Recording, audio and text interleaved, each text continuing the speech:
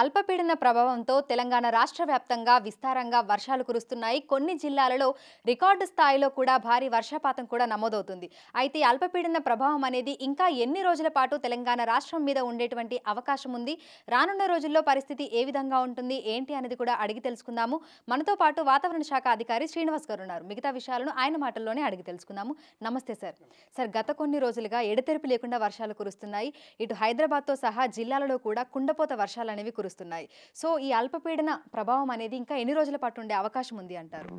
మనకి ఈ నెల 13వ తారీఖున పశ్చిమ మధ్య బంగాళాఖాతం మనకి తూర్పు కోస్తా ఆంధ్ర తీరం సమీపంలో ఒక అల్పపీడనం ఏర్పడింది.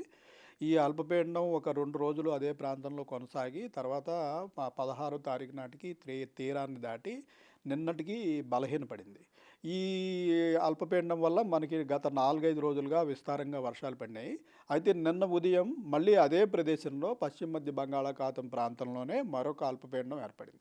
ఈ అల్పపీడనం కూడా కొంచెం గత 13వ తారీఖున అల్పపీడనం కొంచెం తీవ్రత ఎక్కువగా ఉంది. ఇది సముద్ర మట్టం నుంచి 9.6 కిలోమీటర్స్ హైట్ వరకు కూడా దీని ప్రభావం ఉంది. ఈ అల్పపీడనం ఈ రోజుకి మరింత బలపడి మరింత బలమైన అల్పపీడనంగా మారింది. ఈ సాయంత్రం నాటికి మరింత బలపడి వాయుగుండంగా కూడా మారే అవకాశం ఉంది. వాయుగుండం అంటే డిప్రెషన్ అంటాం మనము. అది నెక్స్ట్ స్టేజ్ అన్నమాట. మనకి అల్పపీడనం తర్వాత నెక్స్ట్ బలపడే స్టేజ్ వాయుగుండం. సో ఈ సాయంత్రానికి వాయుగుండంగా బలపడి రేపు మధ్యాహ్నం నాటికి మళ్ళీ అదే ప్రాంతంలో మనకి సౌత్ ఒడిశా, నార్త్ ఆంధ్రప్రదేశ్ ప్రాంతంలో తీరాన్ని దాటి క్రమేపీ బలహీనపడే అవకాశం ఉంది. అయితే దీని ప్రభావం వల్ల మనకి ఈరోజు కూడా తెలంగాణలో విస్తారంగా నిన్న కూడా మనకి తెలంగాణలో విస్తారంగా వర్షాలు పడాయి. ఒక 3 ప్రాంతాల్లో నిన్న మనకి అత్యంత భారీ వర్షం 20 సెంటీమీటర్ల పైబడి ఒక 3 జిల్లాల్లో మనకి కామారెడ్డి, సిద్దిపేట, మెదక్ ఈ 3 జిల్లాల్లో కూడా అత్యంత భారీ వర్షం రికార్డ్ అయింది.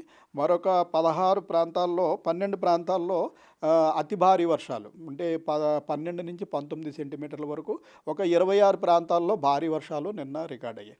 అయితే ఈరోజు కూడా మనకి అల్పపీడన ప్రభావం ఉండడం వల్ల మళ్ళీ మనం రెడ్ అలర్ట్, ఆరెంజ్ అలర్ట్ జారీ చేయడం జరిగింది. రెడ్ అలర్ట్ ఈరోజు ఒక 4 జిల్లాలకి జయశంకర్, భూపాలపల్లి, ములుగు, మహబూబాబాద్ అలాగే భద్రాచలం ఈ 4 జిల్లాల్లో భద్రాద్రి కొత్తగూడెం ఈ 4 జిల్లాల్లో 1-2 చోట్ల మనకి 20 సెంటీమీటర్ల పైబడి వర్షపాతం పడే అవకాశం ఉంది.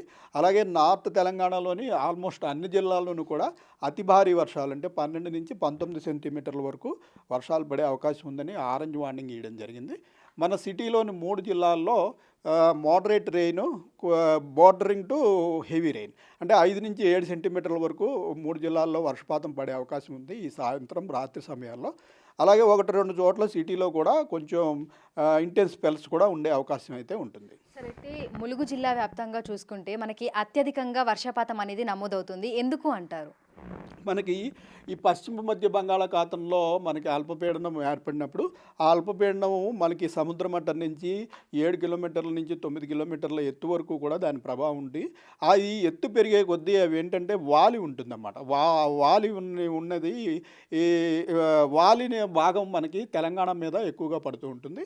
ఆ పై లెవెల్లో కనుక ఇటువైపు మనకి ఇంక్లినేషన్ అంటాం, అది వాలి ఉన్నట్టయితే ఆ వాలి ఉన్నందువల్ల ఈ తెలంగాణలోని ప్రత్యేకంగా మనకి పశ్చిమ మధ్య బంగాళాఖాతం మన దగ్గరగా ఉన్న సముద్ర ప్రాంతం, ఆ ప్రాంతంలో ఏర్పడినప్పుడు ఈ ప్రాంతంలో మనకి అల్పపీడనం ఏర్పడి అది ఎత్తు పెరిగే కొద్దీ ఈ రకంగా వాలి ఉంటుందన్నమాట. వాలి ఉన్నట్టయితే మనకి ఈ తెలంగాణలోని ములుగు, ఈ జయశంకర్, భూపాలపల్లి ఆ ప్రాంతాల్లో మనకి ఉపరితల వాతావరణంలో ఎక్కువ తేమ లభ్యత అనేది ఉండి అక్కడ బాగా విస్తృతంగా వర్షాలు పడే అవకాశం ఉంటుంది. అందుకని ములుగు జిల్లాలో మనం ఎక్కువగా కొంచెం భారీ వర్షాలు ఇలాంటి సిస్టమ్స్ ఏర్పడినప్పుడు చూస్తూ ఉంటాం. అయితే ప్రస్తుతం చూసుకుంటే తెలంగాణ రాష్ట్ర వర్షపాత పరిస్థితి ఏ విధంగా ఉంది అంటారు? అంటే మొన్నటి వరకు చూసుకున్నాము లోటు వర్షపాతంలో ఉంది, కానీ గత కొన్ని రోజులుగా చూస్తున్నాము ఎడతెరిపి లేకుండా వర్షాలు కురుస్తున్నాయి. ప్రస్తుత పరిస్థితి ఏ విధంగా ఉంది? మనకి ఈ 13వ తారీఖు నాటి అల్పపీడనానికి ముందు మనం 8% లోటులో ఉన్నాము. అయితే ఈ రోజు వరకు మన 13వ తారీఖు ఏర్పడిన అల్పపీడనం వల్ల గత 4 రోజులు విస్తారంగా వర్షాలు కురిసాయి. ఈ రోజు వరకు చూసుకున్నట్టయితే మనం +14%కి చేరుకున్నామండి. అయితే ఇంకా కొన్ని 1-2 జిల్లాలు ఇంకా లోటులో కొనసాగుతున్నాయి. ఇంకా మనకి నిర్మల్ జిల్లా అత్యధికంగా ఇంకా లోటులో ఉంది. సుమారు 40% వరకు నిర్మల్ జిల్లా లోటులో ఉంది. అయితే అంటే నిర్మల్ జిల్లా ఇంకా మనకు అత్యల్పంగానే ఉండడానికి గల కారణాలు ఏమై ఉండొచ్చు అంటారు? అంటే ఒకవైపు చూసుకుంటేనేమో అత్యధిక వర్షపాతం అనేది నమోదవుతుంది. మరొక వైపేమో అత్యల్పంగా ఉంది. ఎందుకు అంటారు? కారణాలేంటి? మనకి ఈ నార్త్ తెలంగాణలోని ఉన్న జిల్లాల్లో సాధారణ వర్షపాతమే చాలా ఎక్కువగా ఉంటుంది. ఎందుకంటే అక్కడ ఎప్పుడూ ఎక్కువగా విస్తారంగా వర్షాలు పడే ప్రదేశం. సో, ఆ ప్రదేశంలో ఏంటంటే నార్మల్ కంటే మామూలుగా మనకి రాష్ట్ర వ్యాప్తంగా వర్షాలు తగ్గినప్పటికీ, ఆ ప్రదేశంలో వర్షాలు తగ్గినట్టయితే అక్కడ మామూలుగానే చాలా ఎక్కువ వర్షాలు పడాలి కాబట్టి, అందువల్ల లోటు పర్సెంటేజ్ అనేది అక్కడ ఎక్కువ ఉంటుంది. గత 3, 4 రోజుల్లో మనకి ఆదిలాబాదు, కుమ్రం భీం జిల్లాలు కూడా లోటులో ఉన్నప్పటికీ, ఆ 2 జిల్లాల్లో అతి భారీ వర్షాలు ఇంచుమించు 18 సెంటీమీటర్లు, 16 సెంటీమీటర్లు పలు ప్రాంతాల్లో కురిసినందువల్ల ఆదిలాబాదు, ఆసిఫాబాదు జిల్లాల్లో లోటు నుంచి పాజిటివ్‌గా వచ్చేసాము. నిర్మల్ జిల్లాలో ఇంకా కొద్దిగా లోటు కొనసాగుతుంది. ఎందుకంటే జనరల్‌గా ఆ ఏరియా అంతా కూడా మనకి అత్యధిక వర్షపాతం నమోదయ్యే ప్రాంతం కాబట్టి.